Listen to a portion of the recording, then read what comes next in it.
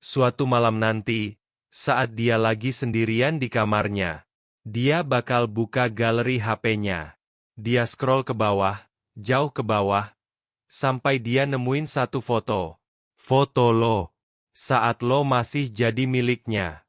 Saat lo masih menatapnya seolah dia satu-satunya di dunia. Dan di momen itu, dadanya bakal terasa sesak. Bukan karena dia kangen, tapi karena dia menyesal.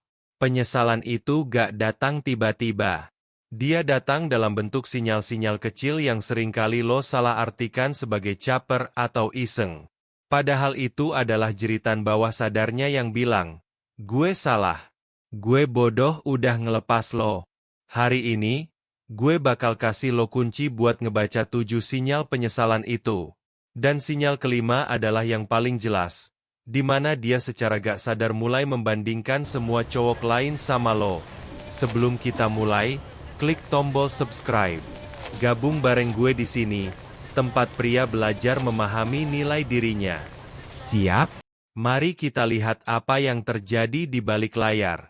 Tanda pertama penyesalan itu muncul di dunia maya. Saat kalian putus atau menjauh, mungkin lo udah berhenti stalking dia. Tapi dia gak pernah berhenti. Dia jadi penonton hantu di kehidupan lo. Dia jadi orang pertama yang nge-view story Instagram lo, tapi dia gak pernah nge-like atau nge-komen. Kenapa? Karena like dan komen itu ninggalin jejak. Dia gak mau lo tahu kalau dia masih peduli. Tapi rasa penasarannya terlalu besar buat nahan diri gak ngeklik lingkaran ungu di profil lo. Dia tahu lo lagi di mana, sama siapa, dan ngapain. Dia merhatiin setiap progres glow up lo, badan lo yang makin jadi, karir lo yang makin naik, tongkrongan lo yang makin asik. Dan setiap kali dia lihat lo makin bahagia tanpa dia, ada tusukan kecil di hatinya. Kadang, jarinya kepeleset. Dia gak sengaja nge-like postingan lama lo dari tahun lalu, terus buru-buru diunlike. Itu bukan kebetulan, bro. Itu bukti dia lagi ngegali arsip kehidupan lo sampai ke akar-akarnya, meratapi apa yang udah dia lewatkan. Kalau lo lihat namanya konsisten muncul di daftar viewer story lo, tapi dia gak pernah berinteraksi, jangan langsung GR atau malah ngechat dia. Kangen ya? Jangan. Biarkan dia jadi penonton. Biarkan dia lihat dari jauh betapa indahnya pertunjukan hidup lo yang baru, di mana dia bukan lagi pemeran utamanya. Setelah berminggu-minggu atau berbulan-bulan jadi penonton setia, gengsinya mulai goyah. Dia pengen banget ngobrol sama lo, tapi dia gak punya alasan. Jadi dia pakai trik paling klasik di buku penyesalan. Pesan gak sengaja. Tiba-tiba lo dapet notifikasi. Isinya bisa macem-macem. Chat yang jelas-jelas ditujukan buat orang lain, tapi salah kirim ke lo. Stiker random tanpa konteks. Atau yang paling umum ping. Beberapa detik kemudian, dia bakal langsung hapus pesan itu atau bilang, maaf salah kirim. Jangan percaya. Itu 99% disengaja. Itu adalah cara dia ngetes air. Dia mau lihat reaksi lo. Apa lo bakal bales? Apa lo bakal nanya kenapa? Apa lo masih nyimpen nomornya? Ini adalah usaha putus asa dia buat membuka kembali jalur komunikasi tanpa harus kelihatan kalau dia yang mulai duluan. Cowok yang gak ngerti bakal bales. Iya gak apa-apa. Dan obrolan selesai. Cowok yang baper bakal langsung nanya, kenapa chatnya dihapus? Kangen ya? Keduanya salah. Respon terbaik, jangan direspons sama sekali. Atau tunggu beberapa jam, baru bales singkat. Oke. Sikap dingin lo ini bikin strategi salah kirimnya gagal total. Dia jadi makin penasaran dan frustrasi. Dia bakal mikir, sial, trik ini gak mempan. Dia beneran udah gak peduli sama gue. Dan itu bakal maksa dia buat pakai cara yang lebih direct di kemudian hari. Kalau trik salah kirim gak berhasil, dia bakal naik level. Dia bakal mulai ngelempar umpan nostalgia. Dia pengen ngingetin lo tentang masa-masa indah kalian dulu. Berharap lo kepancing dan ikut baper. Umpan ini bisa banyak bentuknya. Dia tiba-tiba posting lagu di story, lagu yang dulu jadi lagu kalian. Dia posting foto lama di tempat yang pernah kalian datengin bareng, dengan caption galau kayak kangen suasana di sini. Dia ngechat lo nanyain hal yang cuma kalian berdua yang tahu. Inget gak nama kafe yang ada kucingnya itu apa ya? Tujuannya jelas. Dia mau narik lo kembali ke dalam gelembung kenangan.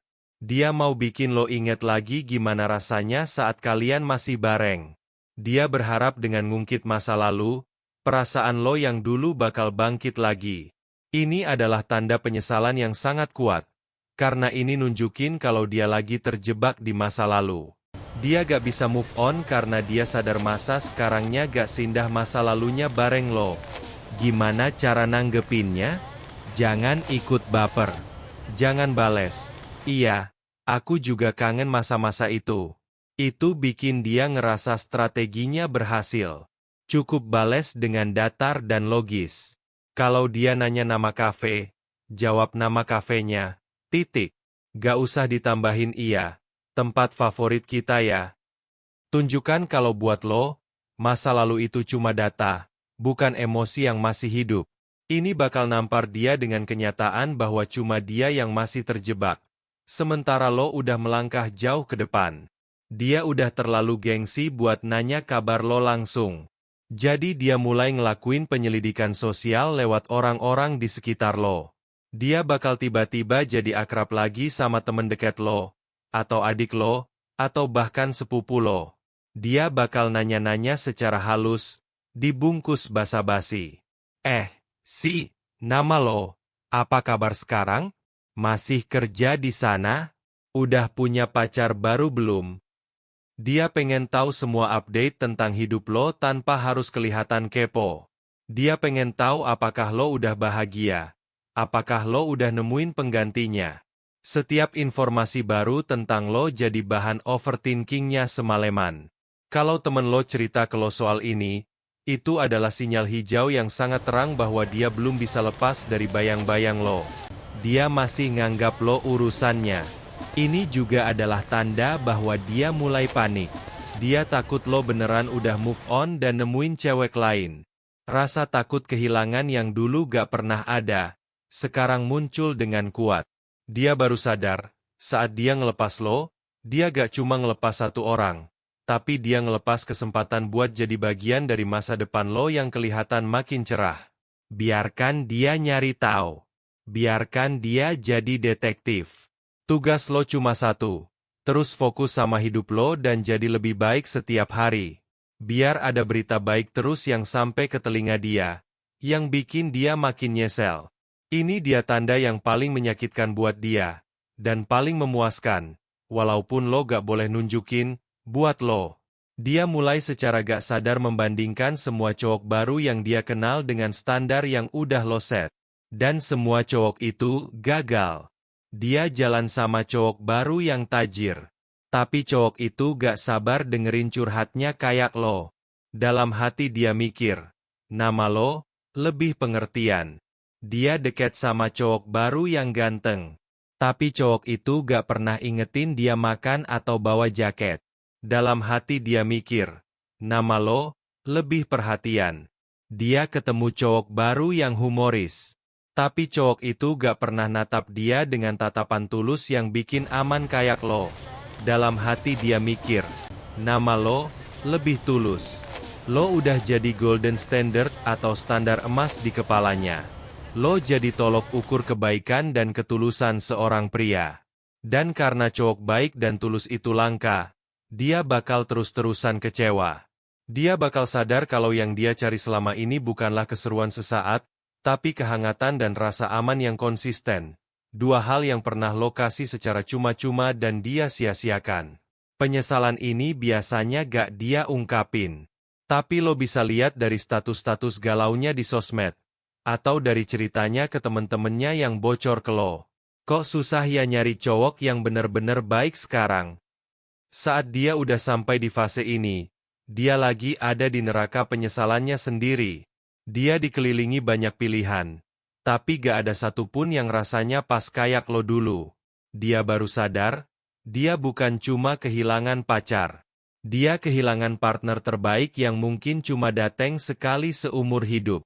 Kalau semua trik jarak jauh gak mempan, dia bakal pakai jurus terakhir yang paling nekat, menciptakan pertemuan tak disengaja. Dia tiba-tiba muncul di kafe tempat lo biasa nongkrong. Tiba-tiba dia ikut acara yang dia tahu lo bakal dateng. Atau tiba-tiba dia lari pagi di jalur yang sama kayak lo. Dia bakal pura-pura kaget. Lo, kamu di sini juga? Kebetulan banget ya. Gak ada yang namanya kebetulan, bro. Itu semua udah direncanain.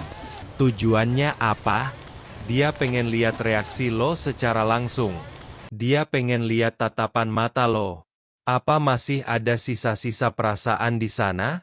Dia juga pengen nunjukin dirinya yang mungkin udah lebih cantik atau beda. Berharap lo terkesan. Ini adalah momen krusial. Reaksi lo di sini nentuin segalanya. Kalau lo kelihatan gugup, salting, atau terlalu antusias, dia ngerasa menang. Dia tahu dia masih punya efek lo. Kalau lo marah atau judes, dia juga ngerasa menang. Dia tahu lo masih sakit hati, yang artinya lo masih peduli. Reaksi terbaik? Tenang, sopan, dan singkat. Senyum tipis, sapa dia duluan. Nama dia. Apa kabar? Tanya basa-basi seperlunya. Lalu akhiri obrolan dengan elegan. Oke deh, gue duluan ya, ada urusan. Tunjukkan kalau ketemu dia itu gak ngubah mood lo sama sekali. Lo nganggep dia kayak ketemu temen lama yang gak terlalu akrab. Datar. Sikap lo yang tenang dan berjarak ini bakal jadi pukulan terakhir buat egonya. Dia udah usaha sejauh ini buat ketemu lo, dan reaksi lo biasa aja. Dia bakal sadar kalau dia udah bener-bener kehilangan tempat spesial di hati lo. Ini adalah bendera putih terakhir. Saat semua cara halus gagal, saat gengsinya udah hancur lebur, dia bakal ngelakuin hal yang paling dia takuti, ngehubungin lo secara langsung dan jujur.